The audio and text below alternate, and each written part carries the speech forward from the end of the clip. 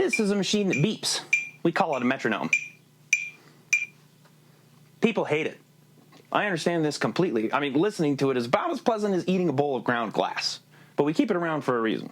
It does tremendous things for anyone who uses it correctly. And to make sure that you're using it correctly, I made this video to help people solve the most common problem that people have when they're trying to use a metronome. What most people think is the most common problem with using a metronome is synchronization, the matter of lining up your sounds with the metronome sounds. That's actually the second most common problem and not the topic of this video. The most common problem is that aforementioned hatred that keeps you from even pushing the on button. And that normally happens because you don't know how to think about your metronome. That change happens by asking one simple question. How do I make the metronome sound good?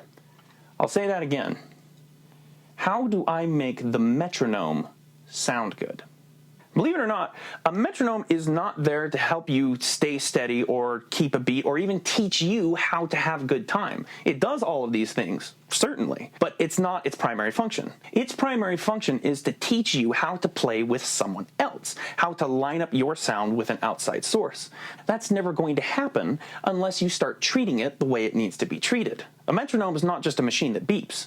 It's a member of your band, and it needs to be treated that way. I'm not saying that you push it through the mains, but every audience needs to hear its influence. The benefits of doing this are enormous. Something that makes a fantastic performer is that every time they play, they sound like they're not alone. Even if they're the only person on stage, it sounds like they've got the support of dozens of people behind them, supporting them and making them sound stronger than just one person. And that effect is only amplified when you start actually adding other players to the stage. Every amazing performance you've ever experienced has been because of the performer's ability to reach beyond themselves and connect with an audience. That is a skill that can be learned. And it starts with one brave little beeper.